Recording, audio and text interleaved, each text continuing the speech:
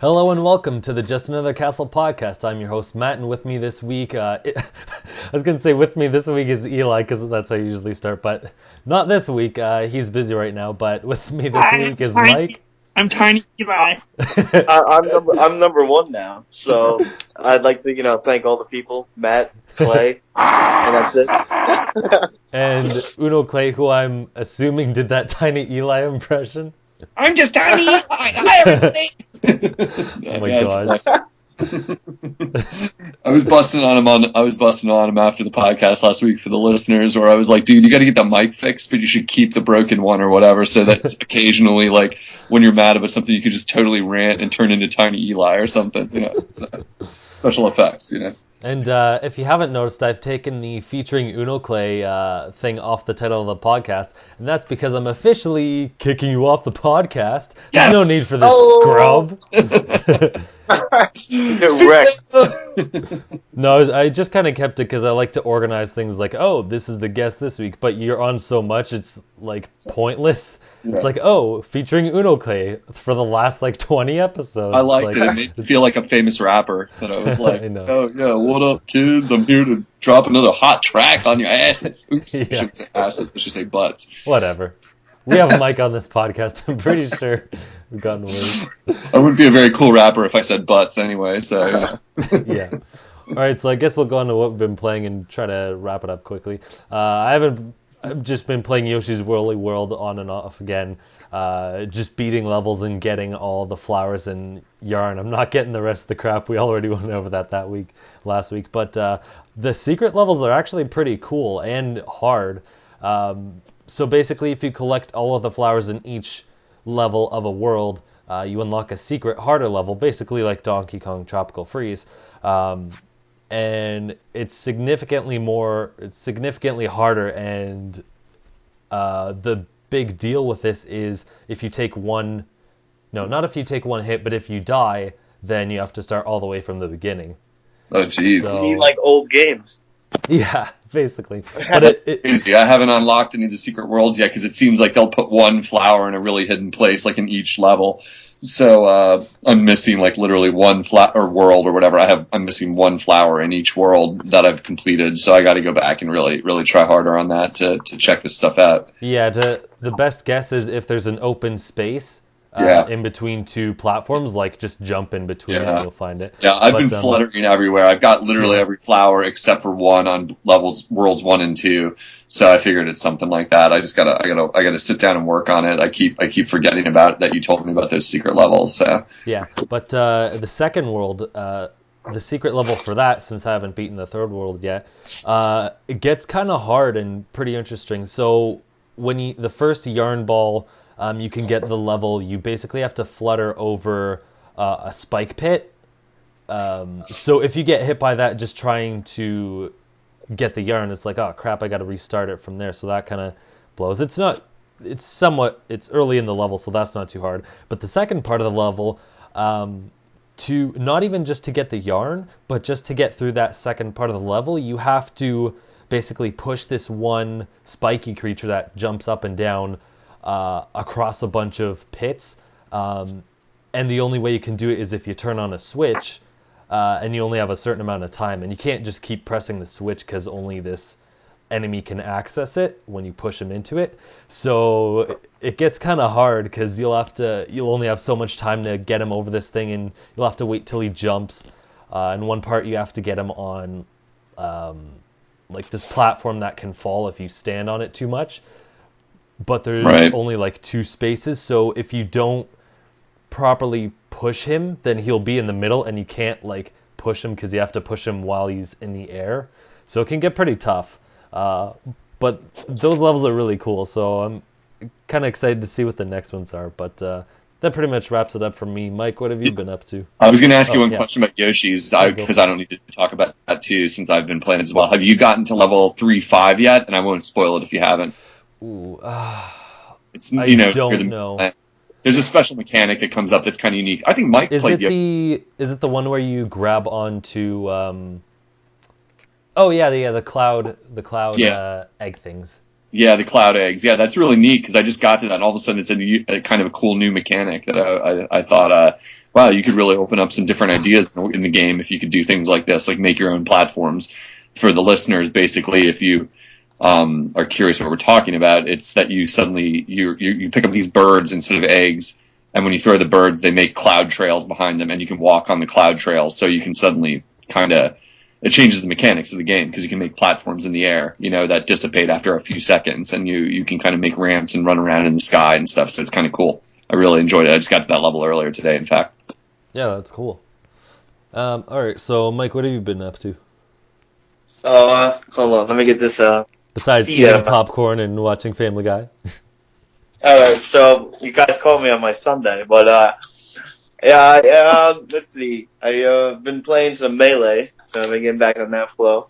Got the 20XX pack. It's pretty good. It's pretty fun. I mean, it's whatever. I've been playing Grim Fandango, the remastered version. It was the free game of the month for January, so it's kind of like it's like one of the first PlayStation games. Like it has the old tank controls and everything. I mean, you need to play tank controls if you want the gold trophy to get the 100%. So I have to play like that.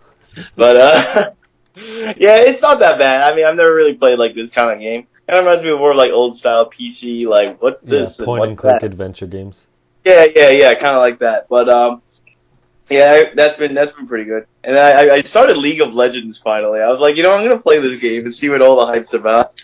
And to be honest, I played like 2 games against like robots, and I was like, this game's pretty fun, but I mean, I don't know why it's super duper popular. Maybe if I played with a friend.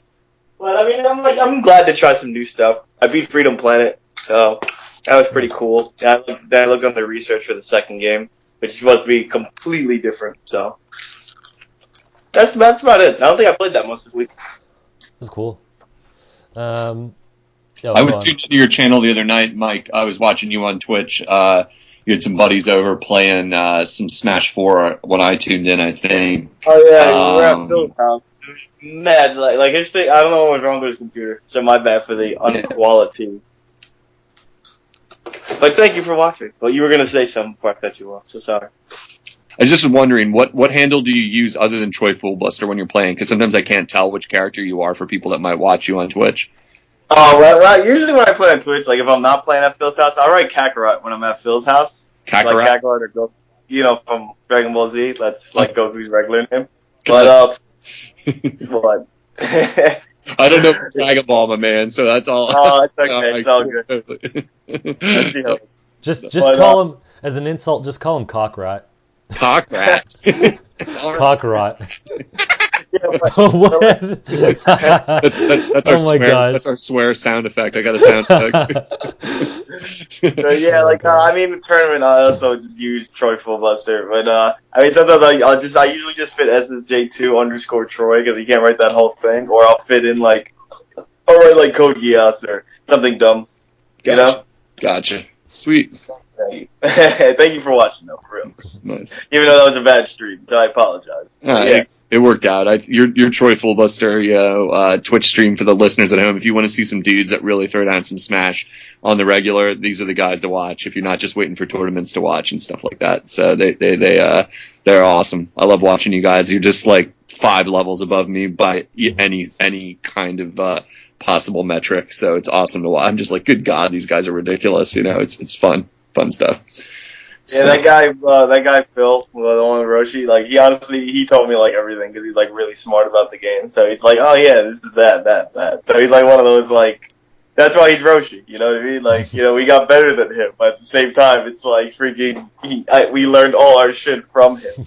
He's your Mr. Miyagi. I got you. Wax on. Yeah, exactly. So it's we go to a tournament, sometimes he'll do terrible, but then I'll win that tournament, and it'll be alright, we're not going home empty-handed. Nice, very good. Cool. Unoclay, do you have any games to play, or should we move on? I can quickly dance through some stuff. I mean, the standard stuff. I wanted to update everyone, if they didn't see my blog, thanks to Mike on the podcast last week. I was able to get that copy of Bayonetta after a long day of waiting for them to find the disc. It seems like maybe one of the employees at the GameStop had tried to kind of hide the disc, maybe to hang on to it or something. But that's a little out of date now that there's some news about the Bayonetta thing. But I did get the copy with the original box and both discs of the games. I know Mike thinks I wasted my $30 to pick that up, but I'm pumped and I'm super psyched to play that game down the road. I haven't started it yet, though. I'm sort of saving it for a rainy day. But other than that, I was playing some retro stuff this weekend with some buddies. Kind of quiet weekend around here, so I played some Rampart. It's an old classic arcade game that I have for NES. Real good game. It's a strategy game. You can get it on the eShop for the Wii, I think, for like $10. We were playing it on the NES, but it's like kind of a strategy game where you got castles and you try and shoot down each other's castles. Kind of classic arcade thing. Rampart, $10 eShop. I was playing Sports Ball, which is a really cheesy $5 game on the Wii U that you can get. I think some people might have got it for free. I think that's how I got it for some reason. It might have been like one of those gifts you get if you buy enough stuff with digital credits, or I don't even remember how I got that game, but Sports Ball for the Wii U. It's a good game for 2 players. It's really stupid. It's like Joust meets soccer, sorta, like you're juggling soccer balls in the air. It's a 2-player only game. There's no single-player mode. It's kind of good if you play your Wii U a lot with friends over, because it's really simple pick up and play. It's literally a tribute to Joust, where you're flying around on kind of ostriches in the air, and you try to knock each other out, and you're trying to throw like soccer ball type things into a goal. And it's a really simple game, but it's kind of fun for 2 people. So my buddy and I were playing that. I also, for Christmas, my wife had bought me a copy of Zombies Ate My Neighbors for SNES. So that game holds up. You can still download that for your Wii for $8. I play it on classic SNES like you're supposed to, but if you don't want to pay $40+ for that, the $8 version on Wii, I'm sure, is an adequate solution. And that game is awesome. It's got the best music. It's got the most hilarious graphics. It's a LucasArts game. If that's not enough to convince you, then, what do you need? So I know Mike says he loves that game. We talked about it in a former episode. And other than that, I wanted to say I was watching that Genesis Smash tournament a little bit over the weekend. Yeah, Genesis 3. It's on right now. Obviously, people who are going to watch are not going to see it, but looks like Twitch crashed, but it's in losers finals. I know the buzz is in losers final. No, losers semis, I think, or losers final against Renai. Man, I used to be on the same team as Sammy, so it's kind of cool to see guys I know and used to play with. That's really crazy, Mike. That's crazy as heck. The level of play on that stream is so beyond me. My eyes just want to fall out of my head. I watched a guy do stuff with Toon Link yesterday I didn't even know you could do, and I play that character every day, and I'm just like, you make him look like a master character. It's the greatest. I want to give a shout out to Clinta from IGN, who messaged me to remind me about the stream, so I had tuned into that, because I don't stay tuned into that stuff unless someone reminds me, so it was sick. I feel like I got some tips for my Sheik game from watching all the Sheiks that were playing and stuff, so it was cool. Yeah, no, definitely. It's a lot of high level. I meif you just watch Void, I know kind of Vinny gave up, but and especially Zero. It's I literally when I was cared more about Smash 4 before Sakurai took my soul, I would watch some Zero. I'll be like, hey, this is good stuff to learn, So the thing is, always if you want to get better, it's not only practice. Sometimes I always say, just watch the ways other good players play this character, and you can kind of take some of what they have, add it with your own kind of zing. So yeah, absolutely, especially with really complex characters. I'm starting to pick up on that stuff. I'm such an amateur player, but I would watch that stuff all day if I had the time. It's just ridiculous. So yeah, totally. It was neat. I hadn't even heard of that competition before, but I'm going to keep my eye on that, because it definitely is a good way to learn. So Matt, did you catch any of that? Yeah, I got it. Nice. Oh, awesome. No, sorry, I didn't. I meant I heard what you guys said. I haven't watched the stream. I didn't know it was on. Oh yeah, I'm always tuned out on that kind of stuff. I just don't know how you're supposed to know when all these things are on the internet. Someone got to tell me this stuff. So yeah, awesome, dude. That's it. That's what I got for what I've been playing besides Pac-Man Championship Edition, which I just keep playing and playing and playing. And I've got a blister on my thumb. It's ridiculous. So you got Pac-Man fever? Yeah, I got the Pac-Man fever. Driving me crazy. I'm not gonna do any more than that. Oh my gosh! You have to do that anytime something funny happens, because now I'm just gonna imagine a clown honking his horn. It would just be the whole podcast. Yeah. All right. Oh gosh! So going on to some news, since I was going to say Flea. Since Unoclay brought it up, we might as well talk about it. Last week I was joking, oh, they're advertising Bayonetta and Smash and the game isn't available. Are they going to make a reprint? And apparently the answer is yes. So they'll have Bayonetta 2 release as standalone, because the original one came with... Bayonetta 2 came with Bayonetta 1, but this one just is Bayonetta 2. It doesn't have 1 in it, and it's going to be $30, so that seems like quite a fair price. Absolutely. Even though yeah. I don't know how many people played the original on it. I haven't gotten to it, but... And I think the original is pretty valuable on the original system, too. So Yeah. I can't say that I'm sad about this, because now that I've got a copy in my hand, I'm pumped, because it makes mine more collectible, valuable, that I've got both discs of it or whatever. So, but I'm happy they're doing that, there's a physical copy for the people like me. That, I don't really want to fill up my whole hard drive with one game, So it's, yeah. Yeah. So... Good news. Good call on that too. I thought it was. I thought it might be coming too, but I don't want to wait and see, or have to pay $100. So I'm psyched. Yeah. Well, it sounded like it was gonna happen anyway, because how are you gonna advertise this character and be like, buy this game or get interested in this game, and we don't have it, but it's launching. It's Nintendo. You just never know with these guys. Yeah. Well, there's some Fire Emblem news that's kind of related to stock issues, but we'll get to that. So Bayonetta 2 is going to launch February 19th, and it might be an indicator of when we'll get the last Smash DLC, because they want the game out around the time the DLC is out. So Right. I'm thinking it'll be available the Tuesday after, so on the 23rd, something like that.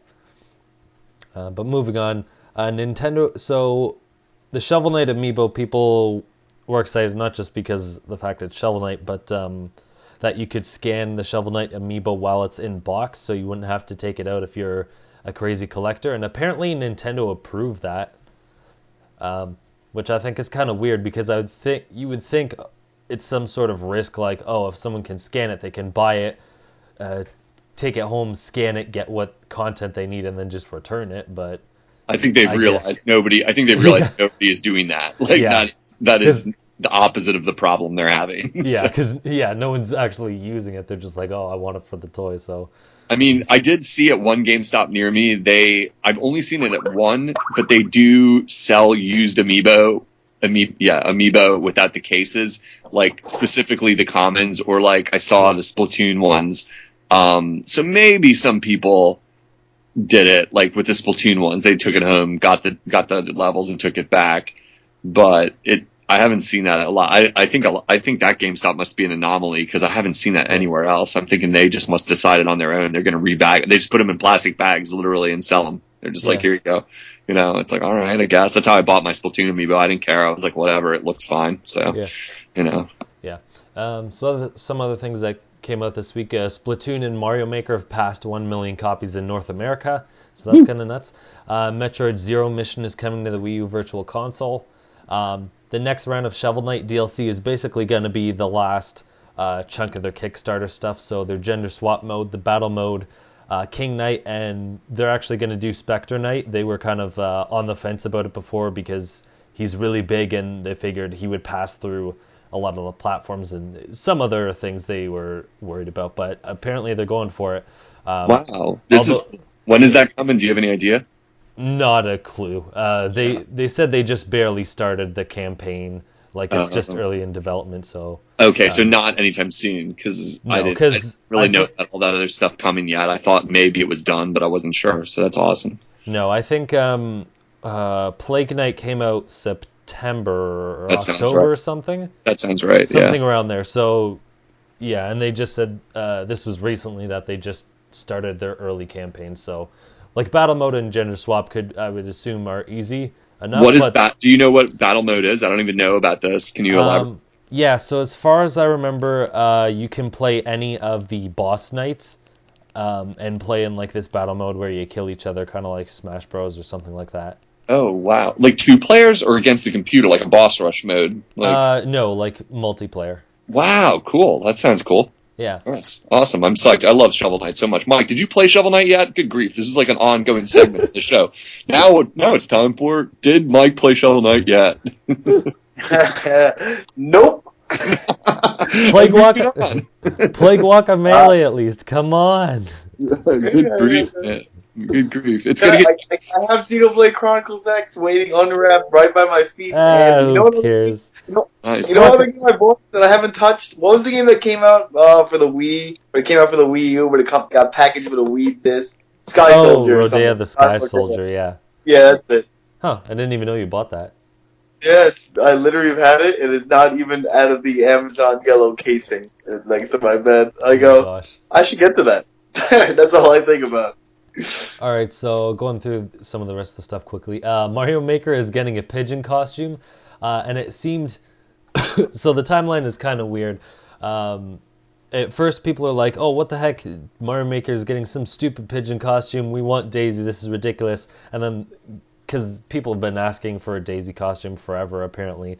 And then, like, the next day, they announced Daisy. So they're like, oh, well, I guess it's fine now.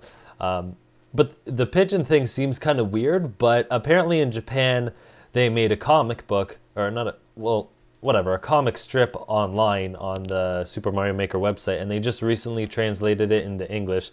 And it's pretty freaking hilarious, at least I think so. It's basically making fun of how crappy, like, people make stages in Mario Maker, and just this pigeon getting mad at, like, basically what looks like a tech support person trying to make a level. That's Yeah, I really looked at it after awful. you sent it to me. It was kind of funny. It felt a little preachy to me because it's definitely, like, for the listeners, like the first episode, I think, is basically, which I want to say up front, I support the fact that Mario Maker gives you a timed release of the elements. I know that's not a popular position, but I get it, and I think it's a way to gamify a building game. You know, they're like, well, no, you got to play the game every day, and then you get new elements or whatever. You know, they start to unlock or whatever. I think that's fine. I know that's not popular opinion, so I'll leave it at that.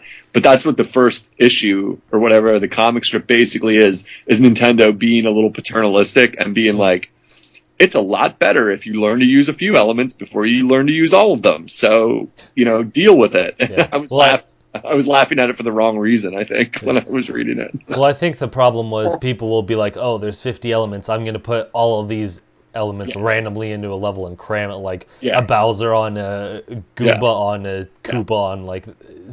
So they're like trying to use everything at once, whereas you know, use a couple and you can do something really well. I mean, the punchline of that comic is literally like, look, it's so much more fun if you just use a few or something. Like, I was like dying with laughter. I was like, hey, I agree. You don't need to convince me, but you know. Mike, were you gonna say something? No, I was literally just laughing. I was like, it's just like usual, Clay on point, man. Can't you know?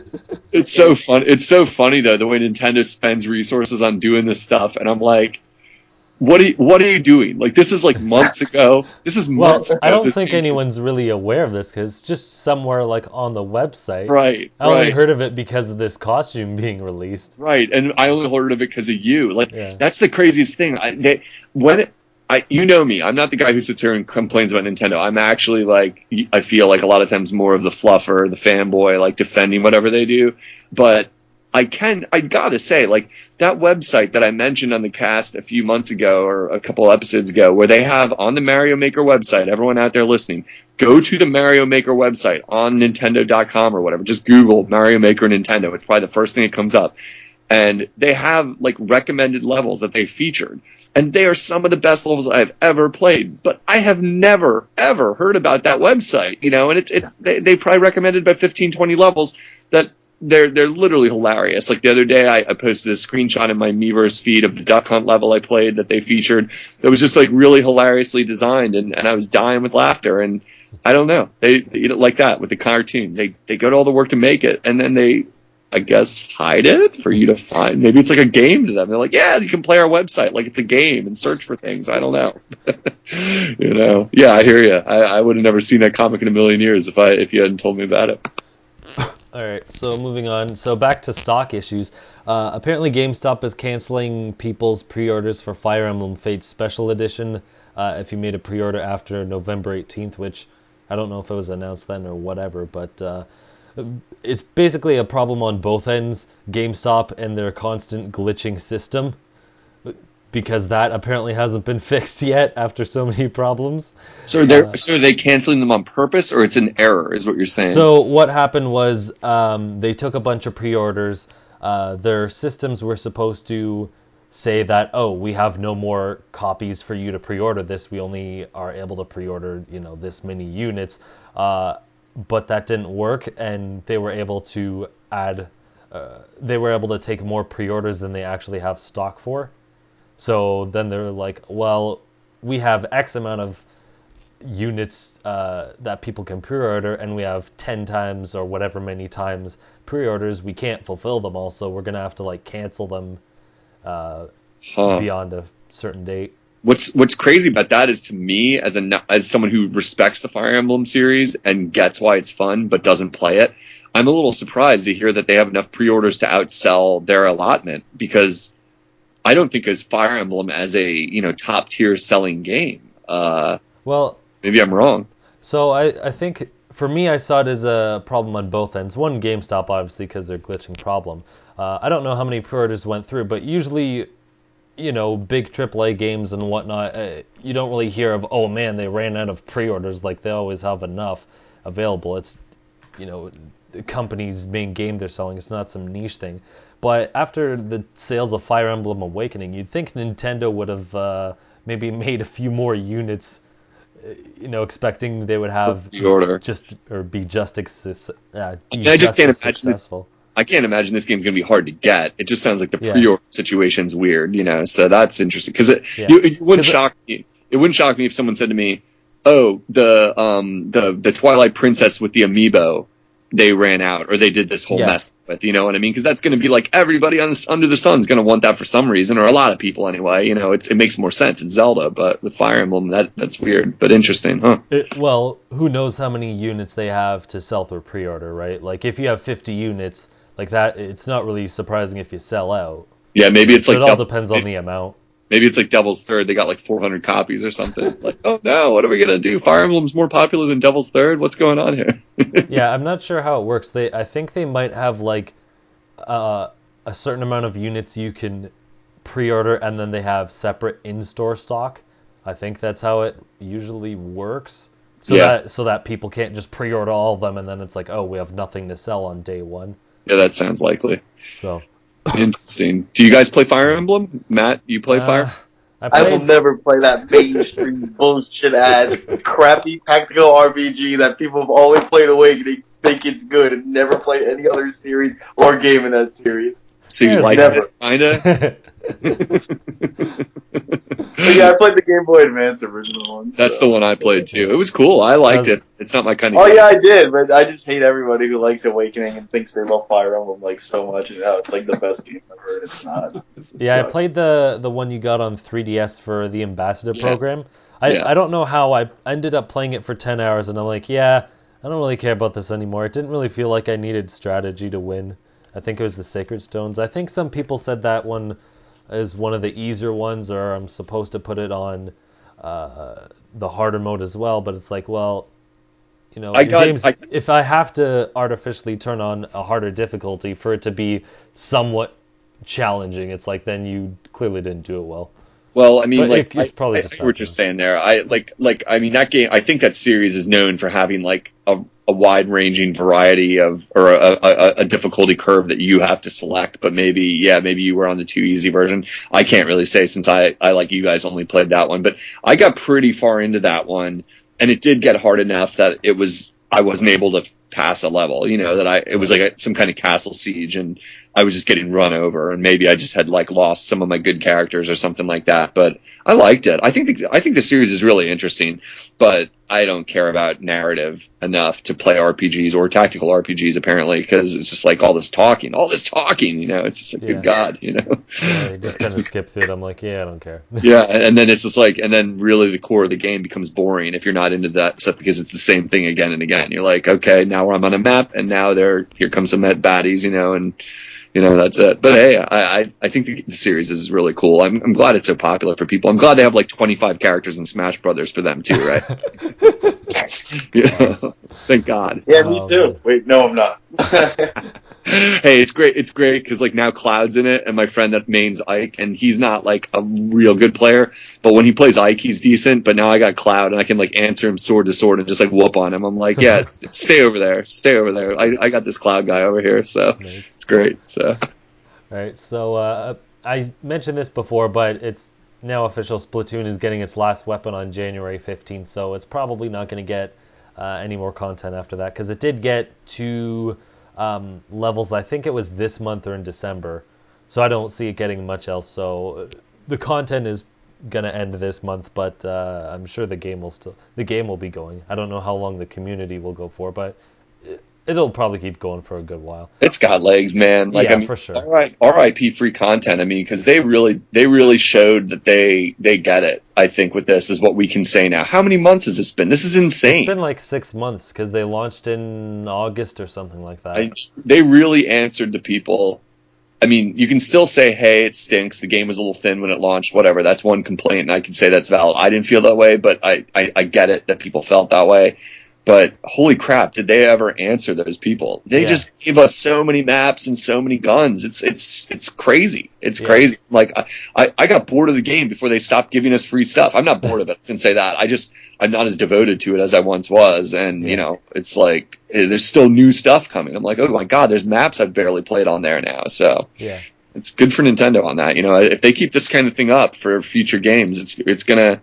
I think it'll have an impact down the road more than sales, more than discounts, more than anything.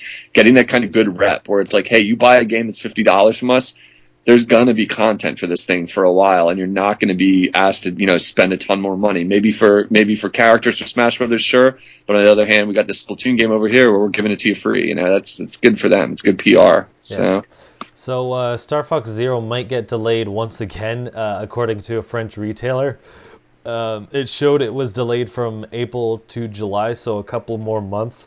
If that's the case, I'm thinking that they added more missions or a multiplayer mode because they said they weren't going to put one in, but they said if they had time they'd be interested. And if they're delaying it again, I think they would have delayed it like 6 months or something. So they definitely would have been able to get another like a multiplayer mode running. I don't know. I'm so mad if that gets delayed. I really love Star Fox and I'm looking forward to it so much. I mean, I just don't know. Mike, what do you think of Star Fox? You're a fan, right? Oh yeah, I definitely. I mean, I know it's made by shitty ass like it's being helped developed by Platinum, which is like I can overlook that because it's mainly the first party studio. But oh my god, I can't wait for Star Fox. Like I hate it when everyone's like, "Yo, this game, the graphics don't look that good. I don't want it." Like E3 made me not want it. I'm like, obviously you don't know jack shit because this game looks fantastic. I think it looks fantastic too. I never understood that when people were saying that. It looks awesome. I never got it. I was like, what are they talking about? The only thing I Go ahead. would coincide with people is the fact that it's like, oh look, it's Star Fox 64, or Miyamoto's like, oh, it's a reimagining of Star Fox. It's like Star Fox 64 again for like the second or third time or whatever. It's like I doubt it. That's probably just what we've seen so far. You know what I mean? Like, especially if some of those other projects that they showed, the camera project and stuff, if that stuff gets built in there and they give it some other modes besides just flying, I think it'll be a new game. Nintendo's not going to do that. It's been too long since a Star Fox game. Hey, if Star Wars could get away with just remaking Episode 4, I guess Star Wars would too, right? So, am I right? But I think the multiplayer thing though is wishful thinking. I feel like everyone's going to be disappointed because I got the impression when they said that wasn't happening was that they weren't kidding. That wasn't happening. They're like, no, we're not doing multiplayer on this game, and I don't know, I feel like we're going to be sad faced because I want it as much as you guys. It would be sick to be able to play some dogfights with you guys online, but I don't know, I don't know. I'm on the fence on that. If they told us, look, we're delaying it to July and it's going to have multiplayer, you'd have my ear again. I'd be like, all right, that stinks. I was looking forward to playing it this winter, but I'm a big boy. I can wait, but I'm sure we should be finding out more info like by the end of the month or by the end of February, I think. Like we should be getting a direct of what's to come because so far this year all we know is Star Fox, which may release in April or July or whatever. Shin Megami Tensei. Well, yeah, that too. Twilight Princess That's HD, it looks pretty Shin cool. Megami, which is who knows when, and Zelda, which is probably the end of the year. So it's like, Wait. okay. What about the Fire Emblem Cross? Yeah, I said that. Oh, okay, my Yeah. fault. I forgot the other name it has. It's the stuff. Gene Ibn Roku Sharp FE. Yeah. But did you mention how Twilight Princess might have a new dungeon in it? The spoilers that came. Yeah, we'll get to that. Good, Um, good. Let's get to that. Okay, well, Yeah, let's get to there's that. some interesting stuff here. So Nintendo's president Kimishima has laid out his plans for 2016, or at least his ideas for 2016 and on and whatnot.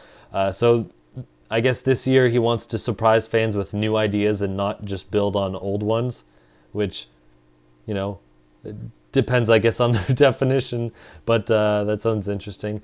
They'll release details of the NX this year. So they actually put details in quotations. So I don't know. I forget the actual context from what I read of it, but from what I recall, it sounds like it may not launch this year, and that's just my own speculation from how I read it, which I hope isn't the case, because waiting any longer is going to screw them over more. Their smartphone and theme park stuff is progressing, but they're also looking into character licensing for movies, and they said TV anime.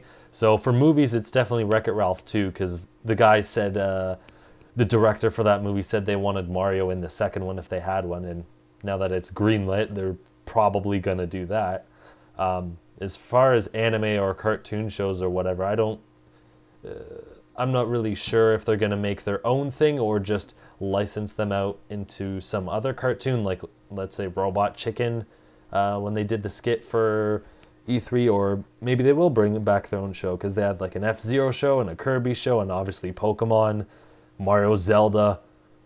I think the only big one they haven't had is like Metroid, which would be kind of neat. Totally. People were saying like if they made a Metroid show, it should be like Samurai Jack, because basically Samurai Jack is like silent the whole time, and it's all about this, solitude adventure thing. It was really. I mean, cool. this stuff, if it helps them make and sell games, I'm all for it. For me, I don't care, because I'm just like, I don't watch stuff like that personally, But it's like, hey, if it gets kids, buying systems and they make more games, I'm down. So go for it, They got to do something. Even looking some at their more recent stuff, like, I don't know if you guys watch the Pikmin shorts, but I really like those. That was kind of cute. Like, I liked it, but I mean, they need to use it then better. Get those playing in front of movies. You know what I mean? In the theaters or something like that. Well, I mean, if they did something like that, it wouldn't just be shorts. It would be something like longer. Yeah. Like, I could see like a 30-minute like Pikmin show or something.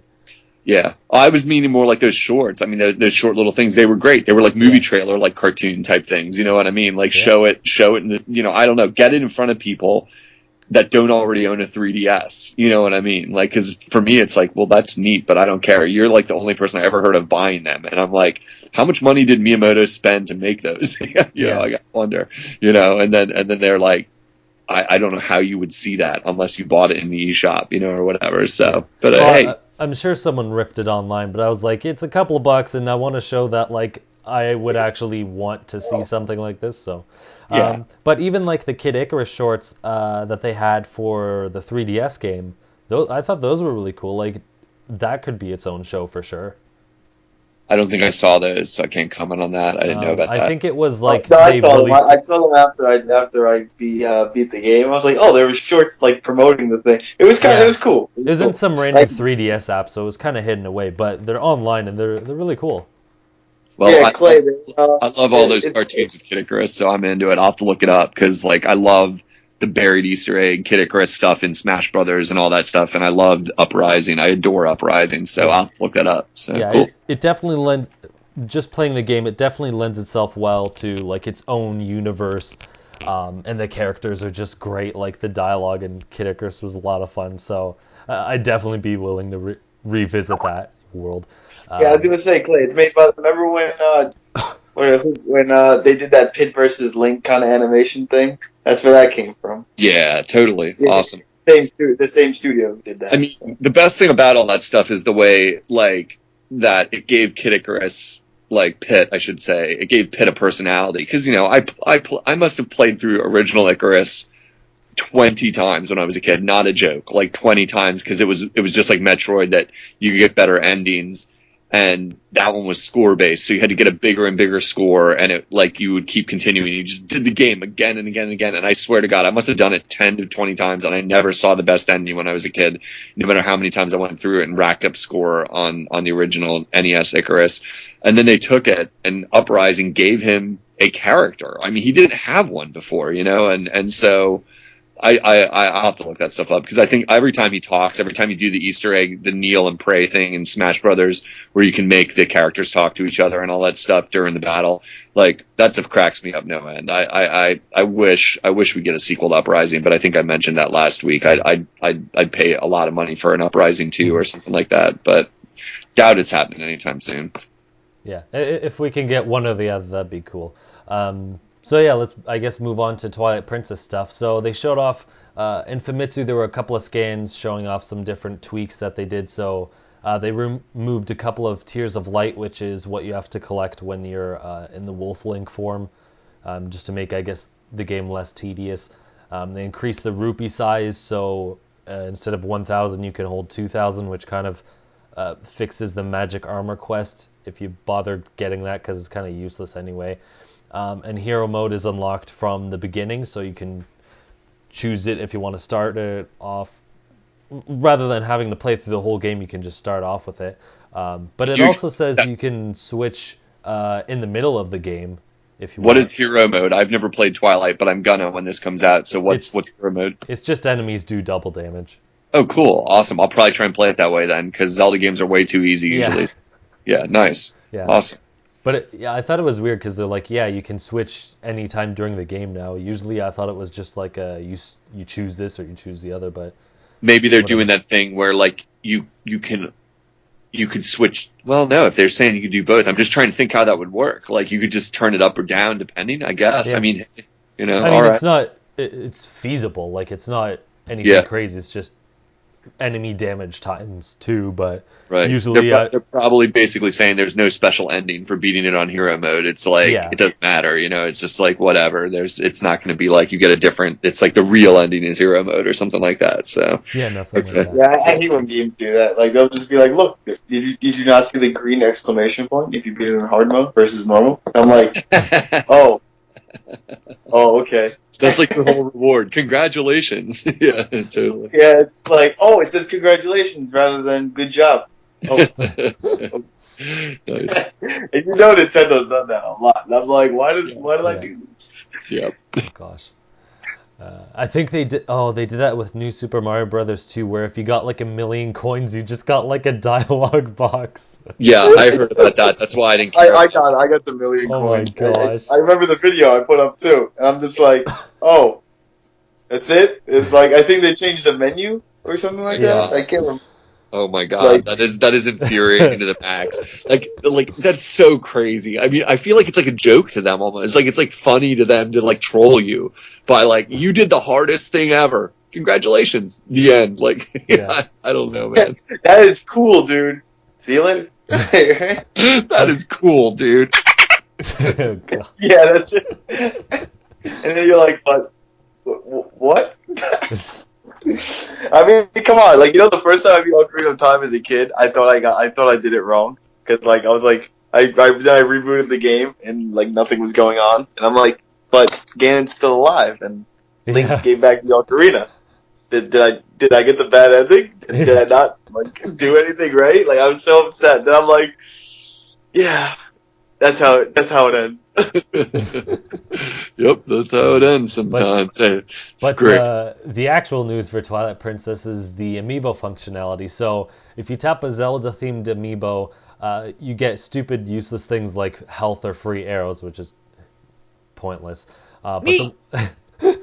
Okay, but the Wolf Link Amiibo unlocks apparently a new dungeon called the Twilight Cave, which will link to Zelda Wii U. So Nintendo's bringing back Stop and Swap.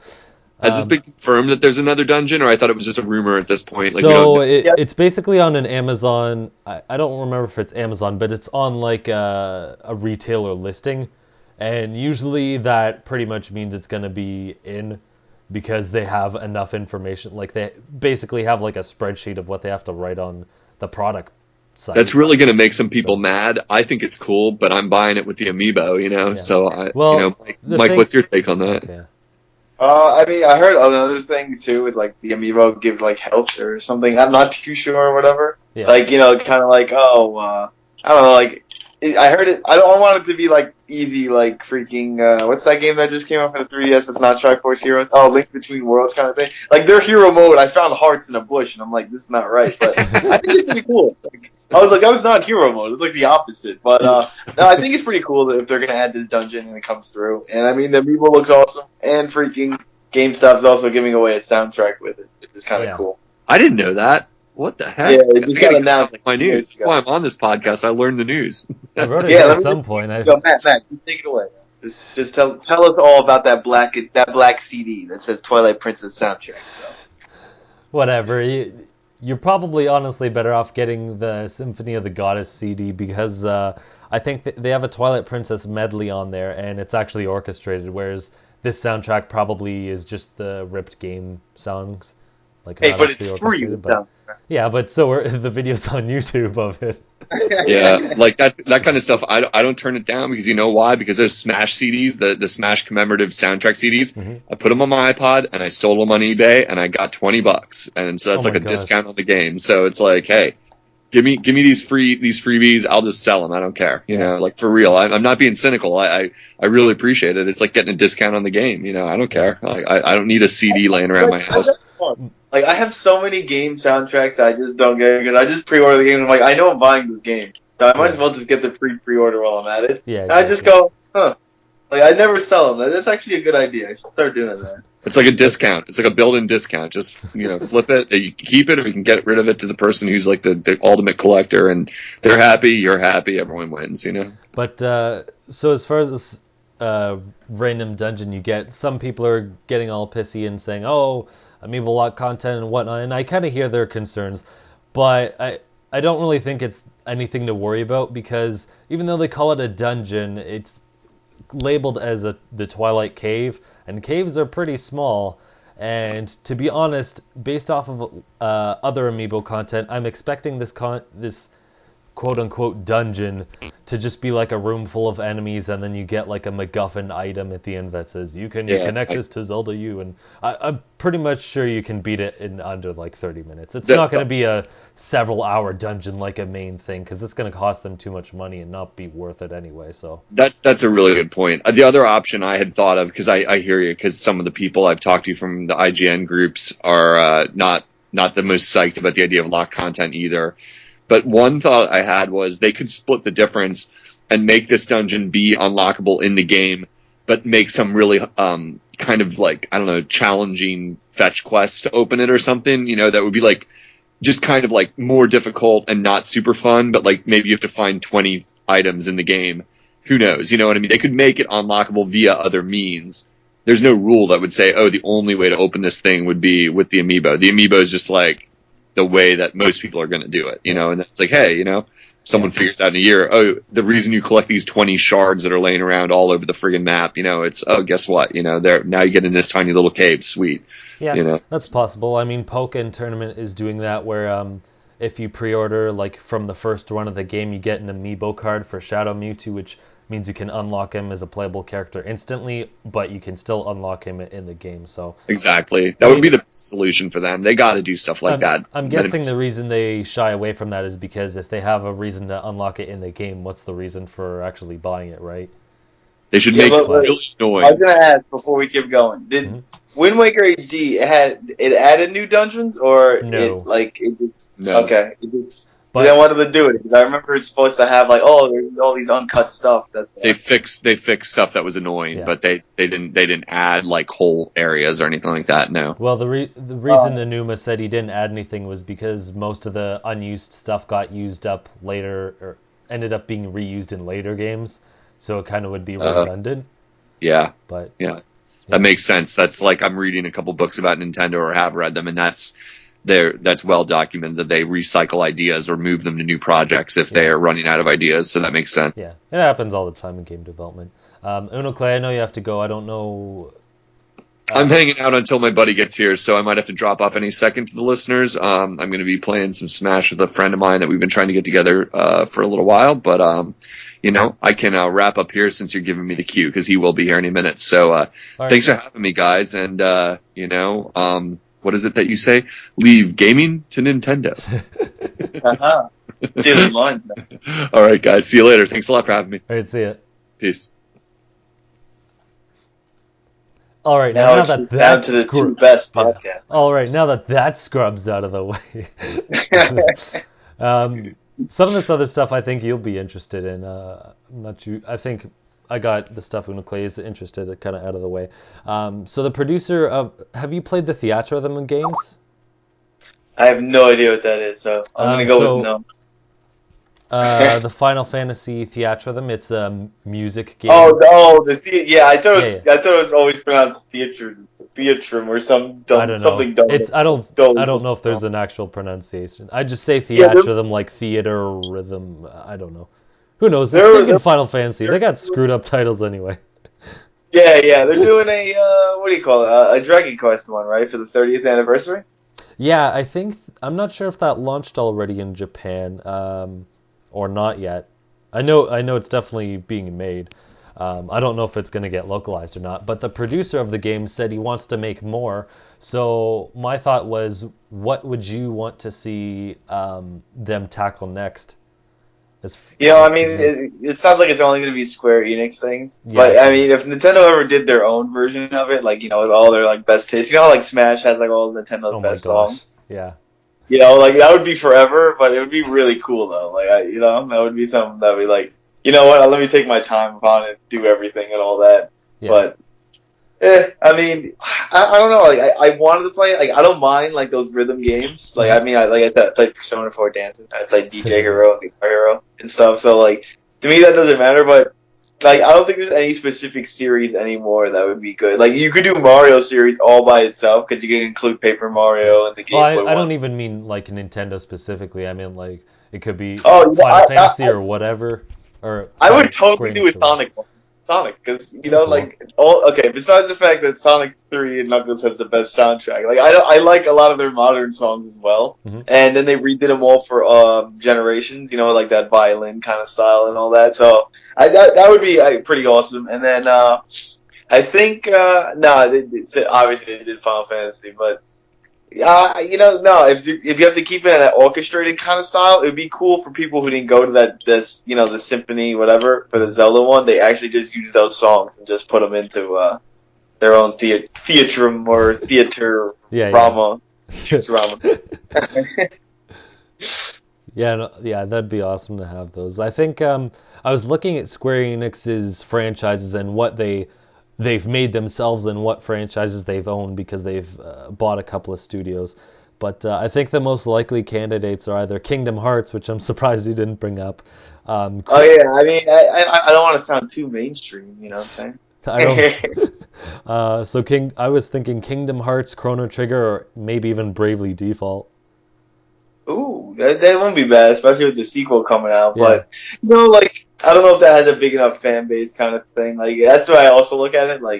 Dragon Quest is getting this whole year, a bunch of games and everything coming out with it. So it's something I could see going on. But I feel like it has to be a super well known. Everybody loves this. It'd be cool. I kind of like Gundam. Maybe they do something like that. They use the Gundam soundtracks. But I doubt that. Sometimes it's nah, that's not gonna happen. Or they're gonna put Cloud in Smash or something crazy like that. Yeah, I think I just put Bravely Default because it's kind of picking up steam and I don't know, it's getting a cult following kind of thing. Well, maybe not even cult because it sold pretty well. I think it sold 1 million units. That's definitely a game I looked at a lot. And I was why didn't I play this or why didn't I buy this sooner kind of thing? But it's I don't know. Sometimes I feel these cult followings they're loud on the internet, but they're not. I always say this. I don't believe in those the loud vocal minorities because they never buy anything. So it's like, Yeah. wow, this fan base is huge, and then it's like in reality, it's like, man, they don't support shit. They just say they do. I hear you. So this year, it's Pokemon's 20th anniversary, and I'll talk about it later, but they blew their load this year so far. They had like this, well, it wasn't giant, but they had a couple of minute trailer of just all the stuff they're doing this year, just like last week or something like that. And just like a couple of days ago, they released a lot of Pokken tournament information. So they added like a bunch of new assist Pokemon. I think like they showed off 10 different new ones or something. You can link two Wii U's together for tournaments and still have 60 frames per second, which is kind of cool. It's coming March 18th. And they added a bunch of new playable characters. So they added normal Mewtwo, who Mega Evolves into Mewtwo X. That's Garchomp. pretty obvious what's happening. Though. It's like you can't have a dark Mewtwo and not have regular Mewtwo. Yeah, you of know? course. They also added Garchomp as playable, Braxian, which is the Gen 6 like Fox Pokemon. It's the middle version. Oh, that's the evolved form for the fire one, right? The fire starter. Yeah, it's the second one. The good form of it. You The know, last one's weird. Garchomp, I'm kind of glad they added. I mean, Garchomp's like a favorite of like people who like play Pokemon like seriously because apparently like really good like stat wise and IV training wise. Like you always go for Garchomp kind of thing. Yeah. So like I kind of find that like I like when Nintendo does like these little odd things. It's totally not on purpose, but I'll just say it was. I like Braxian has a move where she's riding her like wand as like a witch's broom. Yeah. Oh, that's cool.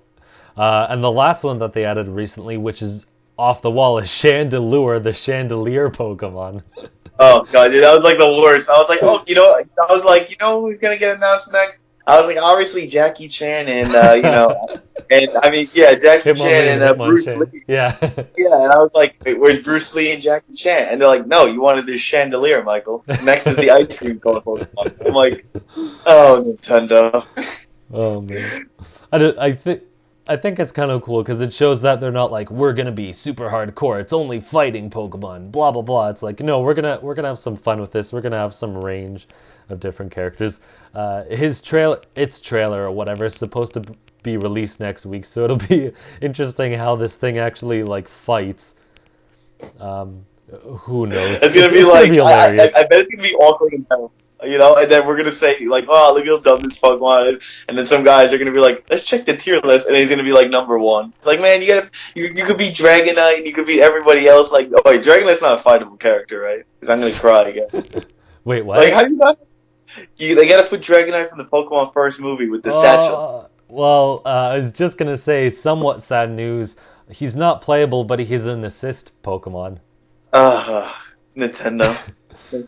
I know. But some of the assists are kind of cool. This one's hilarious. Magikarp is going to be an assist Pokemon. Magikarp? That's great. It's gonna be like Goldeen and Smash, where it's like, oh crap, Like I know you pick your assist, but hopefully, like if you don't pick it, because I know in Tekken you get like a time limit, like you get like 10, 15 seconds or whatever, before it like automatically picks something for you. I hope it always picks Magikarp and it just flops when you call it out, and you're like, ah, damn it. I'm kind of hoping it's the opposite because there's this one video on YouTube where Magikarp beats like the living crap out of Pikachu. Like he just jumps out of the water and starts like hitting him ridiculously. It's hilarious if you find it up. I think it's like FU Magikarp or something like that. Someone plays like some weird dark emo song in the background, but it's I remember when I was on Newgrounds back in the day for freaking the Magikarp Splash Attack, and it was a looping video, and I was just like, oh man, how long did I watch this? Like, I thought it would end at some time, Yeah. That was a great troll video, man. Oh man, Pokemon parodies are hilarious, alright?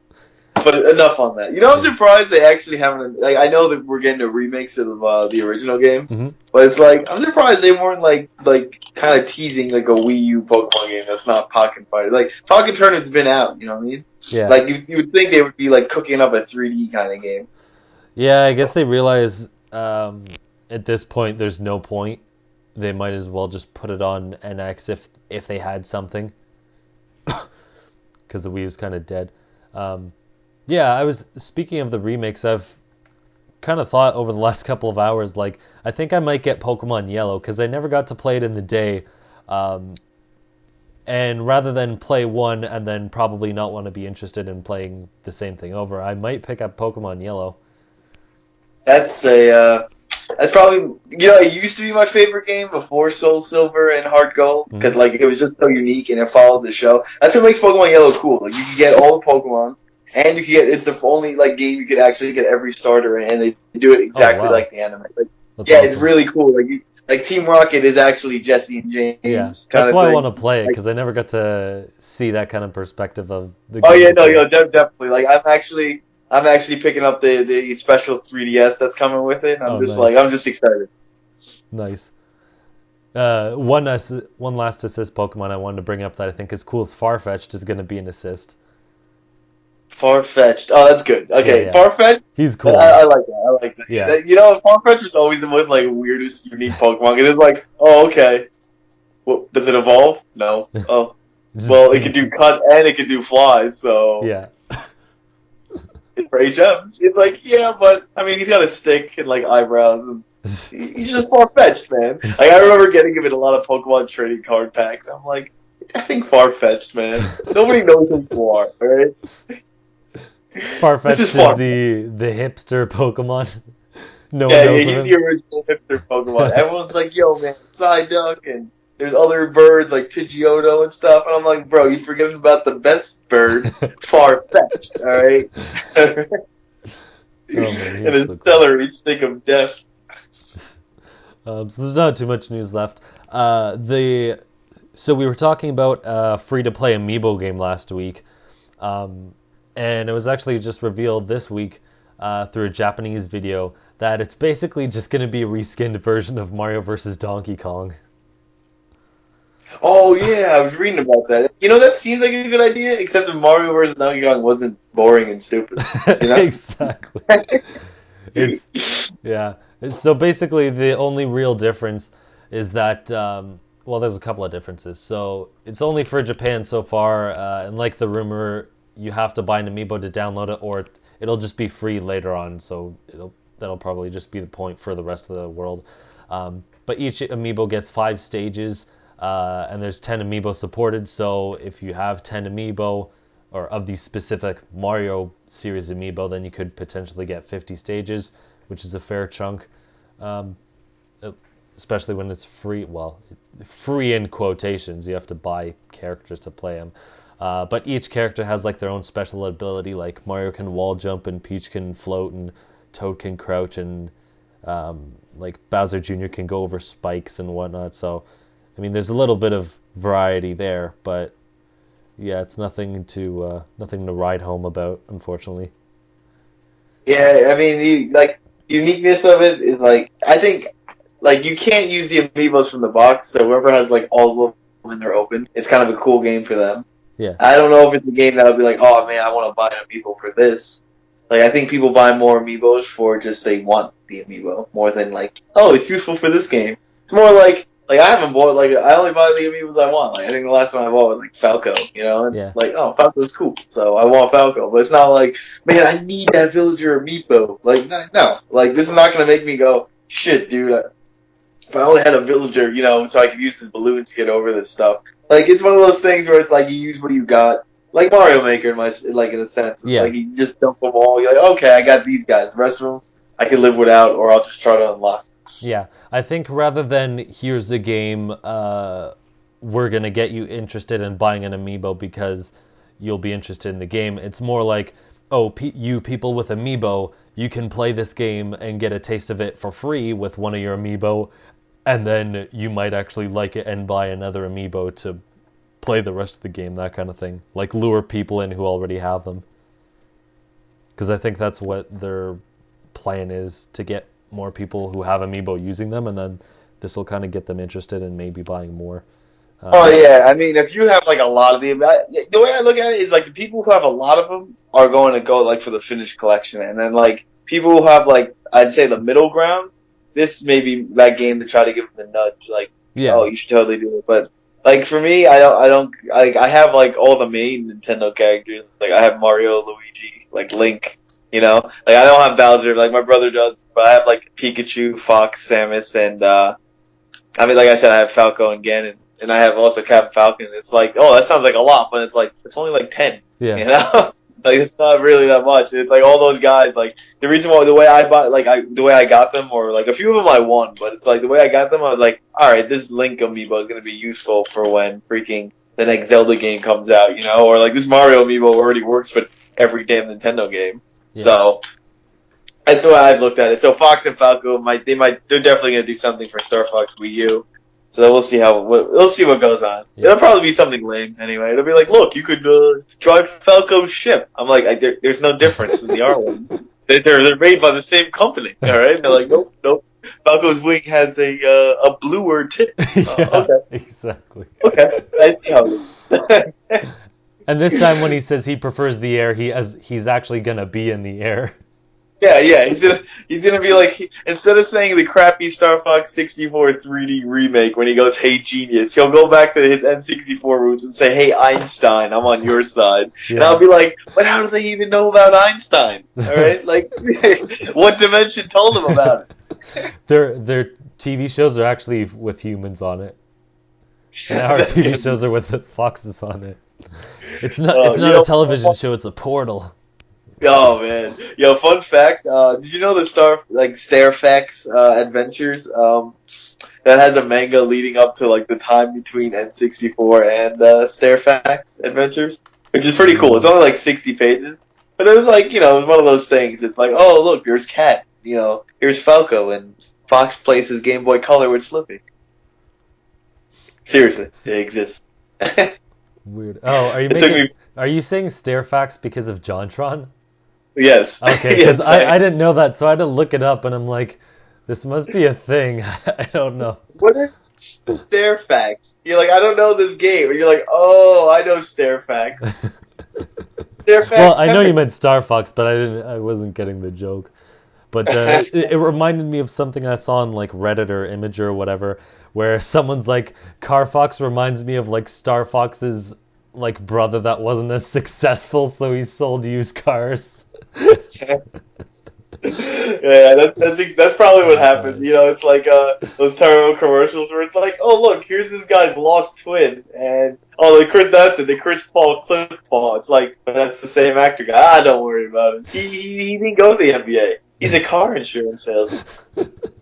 I'm like, that's great. Can I just go back to my televised program, please? Oh man. And the last thing I want to end off with is apparently Nintendo had an idea for a separate console that was basically like Mario Maker. So back in 1994, I should add. So basically it was its own console that would allow developers to like make games where the user could edit tools and whatnot. And you could edit like while you pause the game and then be able to resume and stuff like that. So basically Mario Maker, basically a console that would be like every game developed for it would be its own like level creator tool. So like user generated console. That's pretty cool, actually. Yeah. I love all these like futuristic ideas thought like 40 years ago. And it's Yeah. like, but they can't do that. Now they can. It's like, man, anybody can do that. I mean, when did the N64 come out? Like 96? 96. Something. Yeah, so this was 2 years before that they filed a patent for it. It's like, oh my gosh, back in the N64 days, they thought about like a Mario Maker? That's nuts. It took them 20 years just to get there. You want to hear something else crazy? The GameCube supports stereoscopic 3D. Yeah, that was weird too. It's like, but like apparently, like obviously in 2000s, 3D in households were like Yeah. only for super rich people, and it's just like, oh, okay, Nintendo, yeah, just do that, just make it available for Luigi's Mansion in 3D, it's cool. Yeah. So I think that about ends it for this week. You can find me at the Manga Viking on Facebook, YouTube, and Twitter. And this week, if you like Pokemon, stay tuned to my channel because this week I had a discussion with the Cartoon Gamer and Hidden Emerald on IGN about Pokemon's future and so basically Pokemon Go and how Pokemon is going to deal with the inevitable 1,000 Pokemon that they're going to have to develop each game. And just some other side notes and tangents and just a bunch of fun killing ourselves laughing. So if you're into Pokemon, stay tuned for that. And Mike, where can people find you? Hi guys, I'm Troy Fullbuster on Twitter and Twitch, and then you can find me at Gaming Night Live on the old YouTube. And hopefully you That's it. don't change your name anymore. People will get. I keep forgetting. Yeah, I Like mean, you it's changed it still for the fourth time. It's you like, were who is under this SCP Chancel? Gaming. It's under SCP Gaming I 64. know. I haven't changed it, but it's like like we all about that rebranding life, bro. Too many rebrandings. That is true too. That is. All right. All right. So Sorry, Matt. no. I've gotten past. Like I recognize you now. It's just funny that you've gone through so many. So wherever you're listening, you can find us at just another castle on Facebook, Twitter, YouTube, iTunes, Podomatic, and IGN. You can drop us a question there for us to read on the podcast, or message me on Twitter at the Mango Viking if you want to be a guest. So see you next time, and leave gaming to Nintendo.